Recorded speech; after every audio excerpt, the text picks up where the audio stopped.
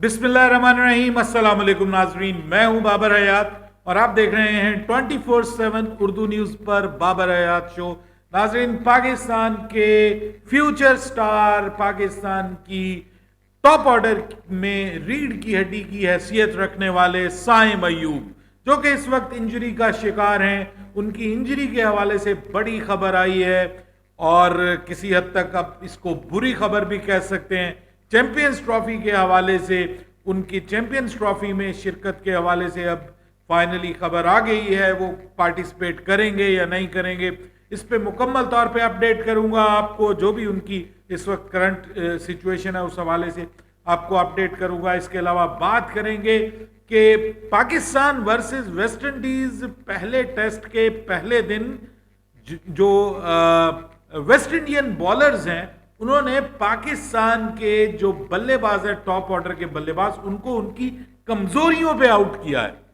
ये बात भी करूंगा कि इस पे इसका मतलब यह है कि उन्होंने प्रॉपर होमवर्क किया पाकिस्तान के टॉप ऑर्डर पे और पाकिस्तान के बल्लेबाजों की क्या क्या कमजोरियां थी जिनके ऊपर उनको पकड़ा गया। ये भी आपके साथ डिस्कस करूंगा और फिर बात करेंगे कि मसाइल में घिरी हुई, टेंशनों में घिरी हुई भारतीय टीम अब चैंपियंस ट्रॉफी में उसके स्क्वाड के हवाले से खबर आ गई है कि भारत का स्क्वाड जो है वो कब अनाउंस हो रहा है, वो भी आपके साथ मैं आज के इस प्रोग्राम में शेयर करने जा रहा हूं। और साथ में बात करेंगे पाकिस्तान के जो स्टेडियम्स हैं, खासतौर पे कजाफी स्टेडियम, उसके हवाले से भारतीय मीडिया में झूठी खबरें फैलाई जा रही थी कि पाकिस्तान के स्टेडियम में जो जर्नलिस्ट्स हैं उनको दाखिल होने से मना कर दिया गया है, इन स्टेडियम्स की जो रेनोवेशन है, रिकंस्ट्रक्शन है, उसको दिखाने के लिए। अब पाकिस्तान क्रिकेट बोर्ड ने इसका बड़ा तगड़ा जवाब दिया है आज और बड़ी खबर दी है। पाकिस्तान क्रिकेट बोर्ड ने बड़े दावे किए हैं, वो भी आपके साथ शेयर करेंगे। और इसके अलावा बात करेंगे कि एहसानुल्लाह जो है वो किसी हद तक सोच समझ का मुजाहरा करने में दोबारा समझ लें कि कामयाब हो गए और मुल्तान सुल्तान ने भी उनका हाथ पकड़ लिया है।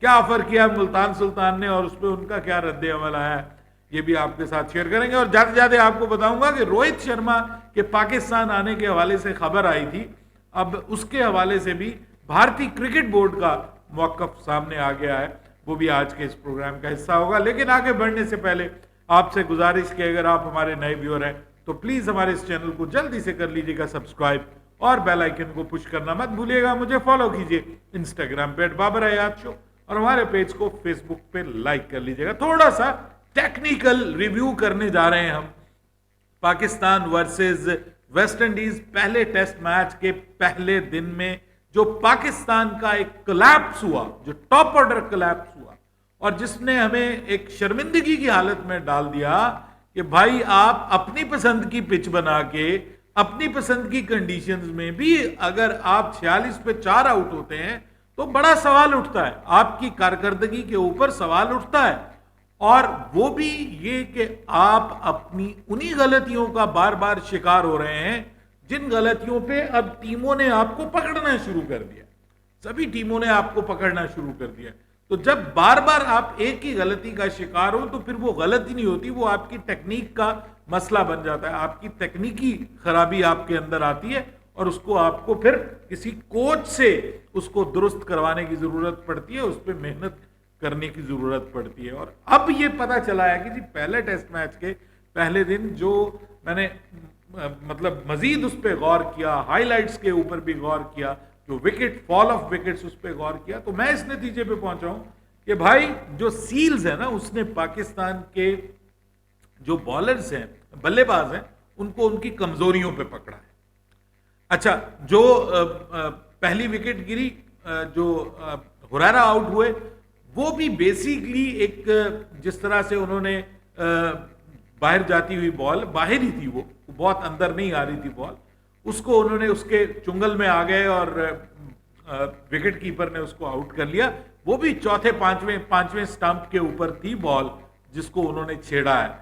और यहां पे थोड़ा सा आप कह सकते हैं कि मैच प्रेशर भी है, डेब्यू है उनका, सब अपनी जगह, लेकिन एक जो रेड बॉल का काफी ज्यादा तजुर्बा अब उनको हो गया क्योंकि काफी सीजन अब खेल चुके हैं वो इसके कायद-ए-आज़म ट्रॉफी के रेड बॉल क्रिकेट के डोमेस्टिक में, तो मेरे ख्याल में ये गलती उनको करनी नहीं चाहिए थी। इससे पहले वो काफी ज्यादा बॉलें उन्होंने छोड़ी भी हैं, ये थोड़ी सी अंदर आ रही थी बॉल और ये इन्होंने उसको थोड़ा सा हार्डली उसको टच किया है, जो कि एक हेल्दी, अच्छा खासा हेल्दी एज उसको लगा, जिसकी आवाज सुनाई दी और वो विकेटों के पीछे आउट हो गए। उनको चलिए आप एज भी दे दीजिए कि जनाब वो उनका ये डेब्यू था और आप ये कह भी नहीं सकते कि उनकी कमजोरी पे उनको पकड़ा गया।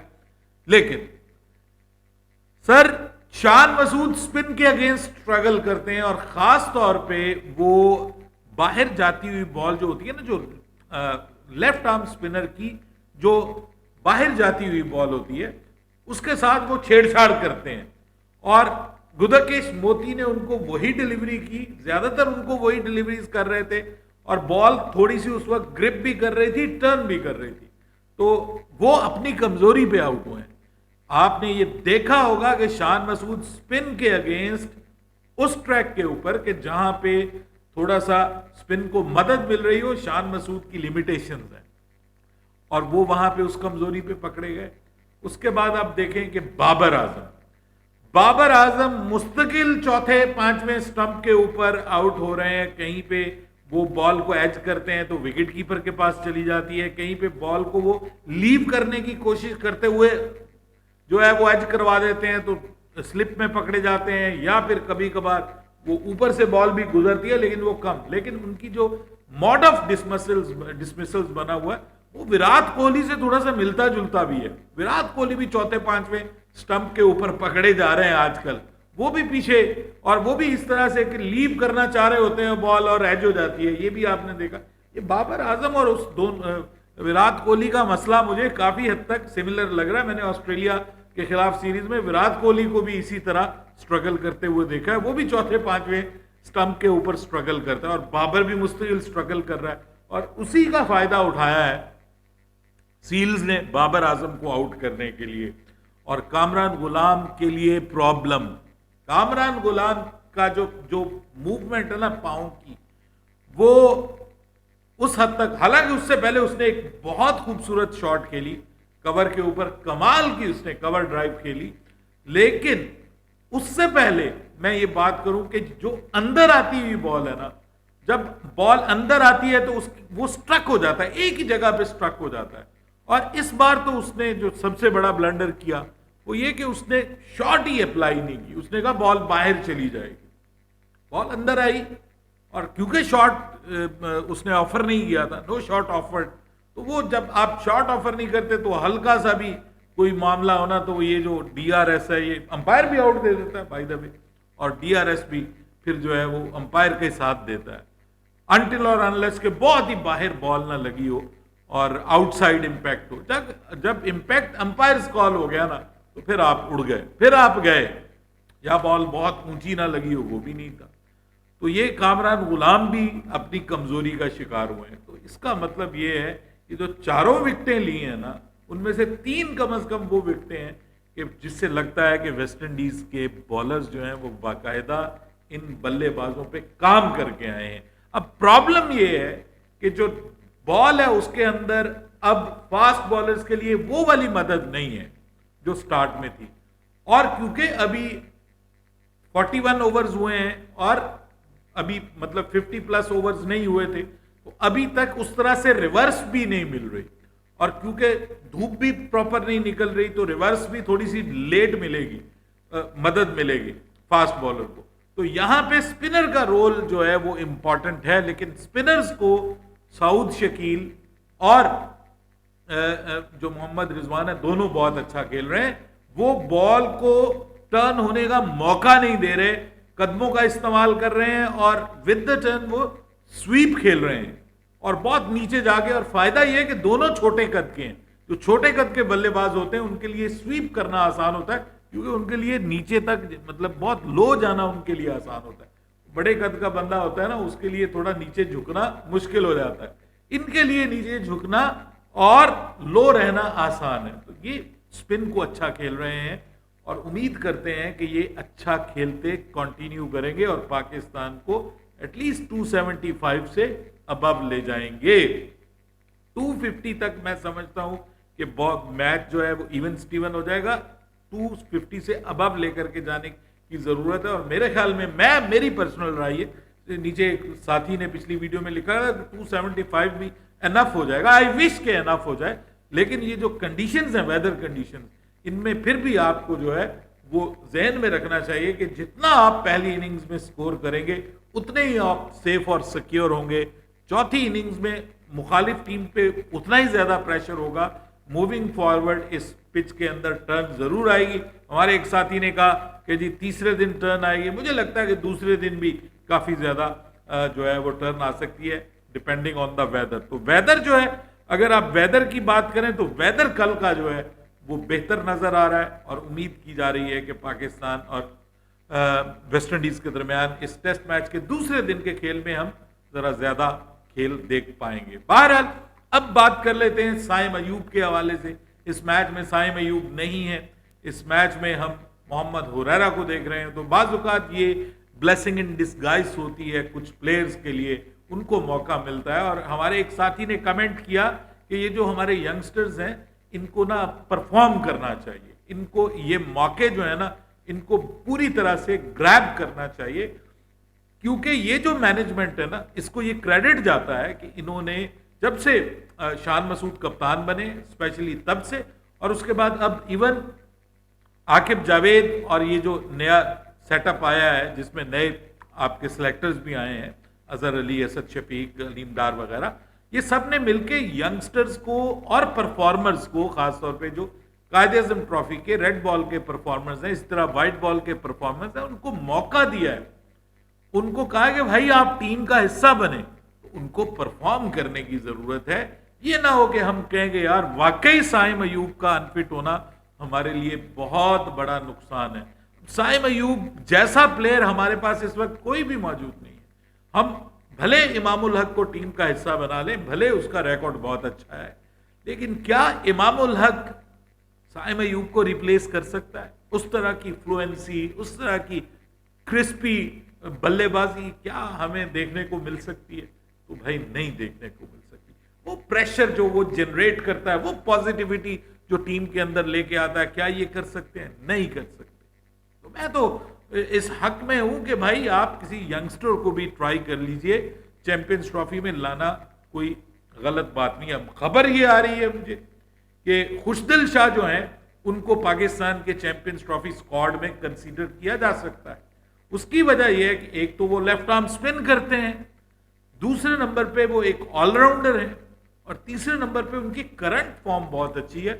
उन्होंने रिसेंटली जो है वो बड़ा अच्छा परफॉर्म किया है। 2-3 इनिंग्स उन्होंने ये बीपीएल में बहुत अच्छी खेली। एक तो 73 रन नॉट आउट की इनिंग्स खेली जिसमें उन्होंने 4 लगातार छक्के जो हैं वो नासूम अहमद जो बांग्लादेशी स्पिन बॉलर्स हैं उनको 4 लगातार छक्के लगाए हैं।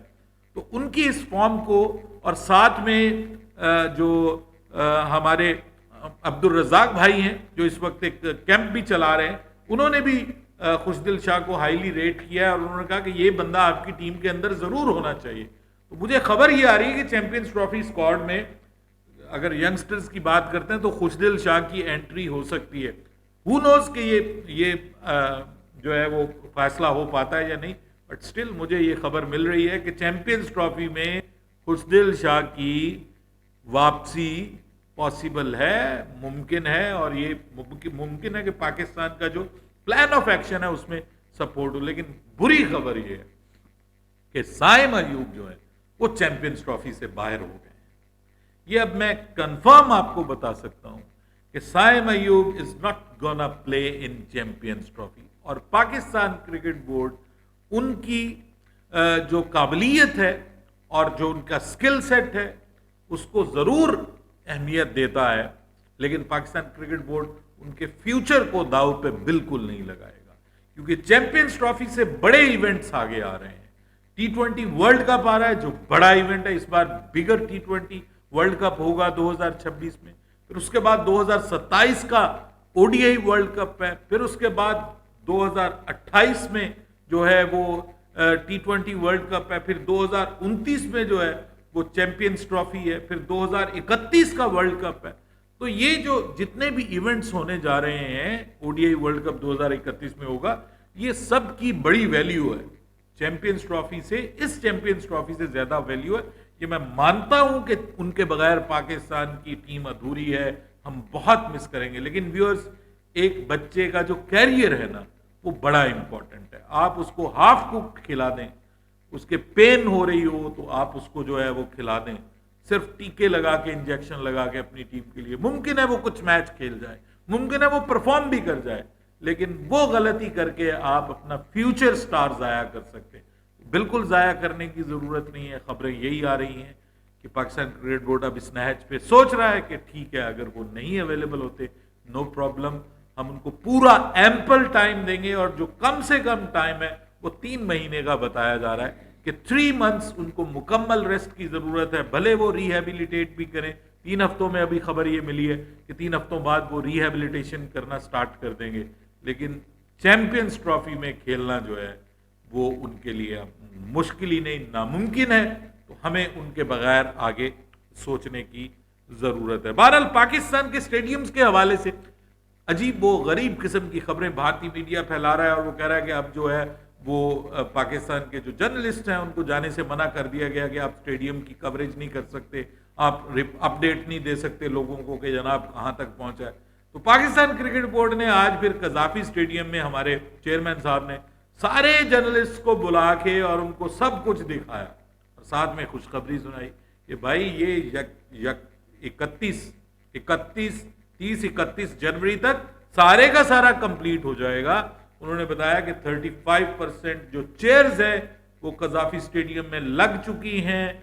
बाकी जो कजाफी स्टेडियम का जो मेन एरिया है जिसमें पेविलियंस वगैरह है, उसके ऊपर भी तेजी से काम हो रहा है। अब शीशे लगने जा रहे हैं और वहां पर सीढ़ियां बन रही हैं, सब कुछ जबरदस्त हो रहा है। और जो चेयर्स हैं वो तो 23 तारीख तक उन्होंने कहा कि 100% चेयर्स लग जाएंगी। चेयर्स बड़ी अच्छी लग रही है, बाय द वे ग्रीन और व्हाइट कलर की चेयर्स लग रही हैं, तो बड़ा मजा आएगा वहां जाकर देखने वालों को। व्यूअर एक्सपीरियंस बहुत अच्छा है, क्योंकि वो जो बड़ी कद्दे आदम ग्रिल थी वो खत्म करके बिल्कुल छोटी सी ग्रिल है, और तकरीबन 20 यार्ड्स 20 गज जो है वो आगे लाया गया है सीढ़ियों को, चेयर्स को, ताकि मजीद लोग जो है वो करीब होके मैच को देख सकें और लोगों का विजुअल एक्सपीरियंस जबरदस्त हो।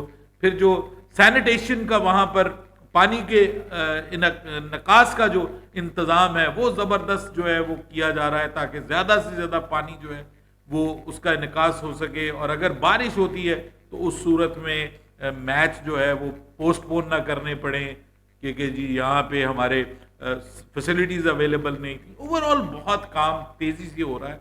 और अगर आप एक दिन की बात करते हैं तो एक दिन में 3 दिन के बराबर का काम हो रहा है, क्योंकि 24 घंटे काम हो रहा है। ये नॉर्मली 8-10 घंटे लेबर काम करती है, लेकिन जब आप 24 आवर काम करते हैं तो इसका मतलब जो 8 घंटे काम करने वाले हैं वो उनमें से शिफ्टें चेंज होती हैं और 24 घंटे काम होता है। तो इसका मतलब यह कि एक दिन इज इक्वल टू 3 डेज, और अगर 10 डेज है तो 30 डेज, 1 महीने का काम उसमें होगा। तो अगर पाकिस्तान क्रिकेट बोर्ड वाकई ये बताया गया जी कि बेफिक्र रहें, सब कुछ कंप्लीट हो जाएगा, हर चीज जबरदस्त होगी, इंटरनेशनल मेयार के स्टेडियम होने जा रहे हैं। कराची के हवाले से भी यही बात की जा रही है। पिंडी में तो खैर इतना मामला है भी नहीं, वहां तो चेयर्स वगैरह और एलईडी नई जो है वो लगा रहे हैं। यहां भी एलईडी के बारे में भी कहा जा रहा है कि अगले 2 से 3 दिन में एलईडीज लग जाएंगी। फ्लड लाइट्स तो ऑलरेडी नई लग चुकी हैं, तो साथ में फ्लैश वो जो लाइट्स हैं, एलईडी लाइट्स, वो लगाई जा रही हैं, और बड़ा खूबसूरत स्टेडियम बनने जा रहा है। तो आज सभी जो हमारे सहाफी दोस्त थे वहाँ लाहौर में मौजूद थे, वो वहाँ पे गए हैं। हम भी आपको इंशाल्लाह लाहौर लेके जाएंगे।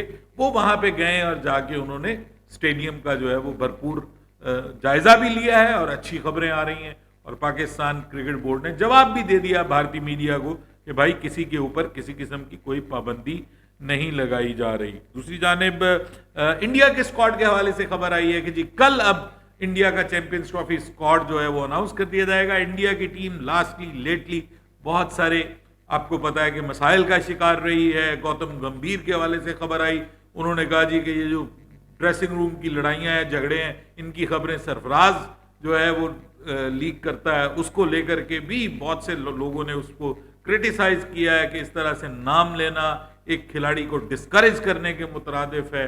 और कुछ लोगों ने उसको ये भी सोचा कि एक मुस्लिम क्रिकेटर है, उसके साथ इस किस्म का सलूक किया जा रहा है, ये भी बात करते हैं फिर लोग। लेकिन बहरहाल ये बात हो रही है, साथ में कुछ प्लेयर्स के हवाले से बात हो रही है।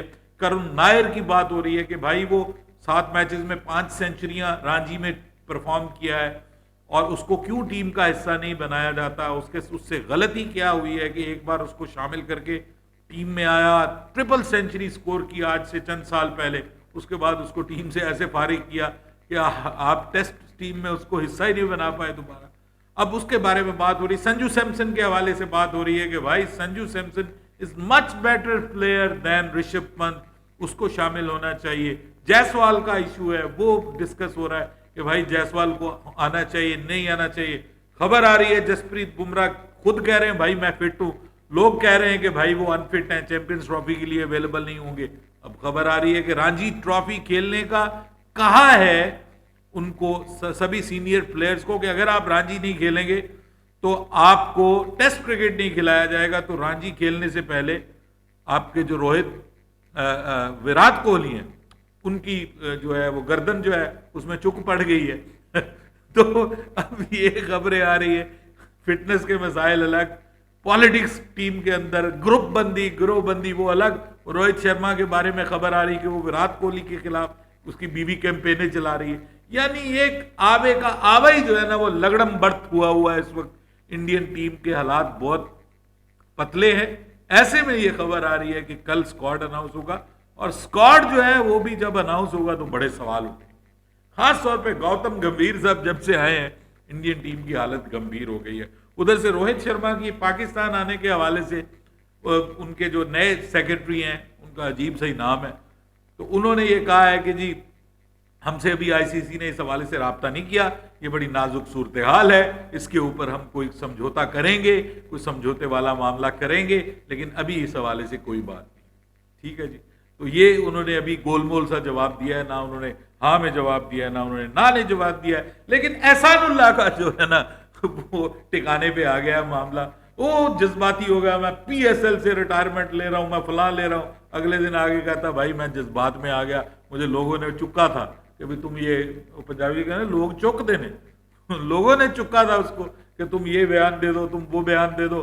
बाद में अब उनको अली तरीन ने तरस खाया उस पर, उन्होंने कहा भाई तुझे अपनी टीम का हिस्सा बनाते हैं। जो डोमेस्टिक टीम अभी प्रेसिडेंट कप हो रहा है ना, जो मुख्तलिफ डिपार्टमेंट्स हैं उनका रेड बॉल टूर्नामेंट हो रहा है, तो उन्होंने कहा भाई तुम हमारी टीम का हिस्सा बन जाओ, जो हमारी डिपार्टमेंटल टीम है उसकी तरफ से रेड बॉल क्रिकेट खेलो, हम तुम्हें तनख्वाह भी देंगे, हम तुम्हें टीम का हिस्सा बनाते हैं, उसके साथ तुम्हारी जो रिहेबिलिटेशन है उसमें भी तुम्हें सपोर्ट करेंगे, फिटनेस को भी रीगेन करने का मौका देंगे, स्पीड को भी बढ़ाने में तुम हमारे जो मेन कोचेज हैं उनके साथ काम कर सकोगे, और इंशाल्लाह अगले साल जब पीएसएल आएगी तो हम तुम्हें अपनी टीम का हिस्सा भी बनाएंगे। तो इससे जो है वो खुश हो गए हैं और वो कहते हैं कि जी चलें बहुत अच्छा हो गया, हम जो है वो कहते हैं कि जी मेरे लिए अच्छा हो गया, अब मैं खुश हूँ, अब मैं रिटायरमेंट वापस लेता हूँ।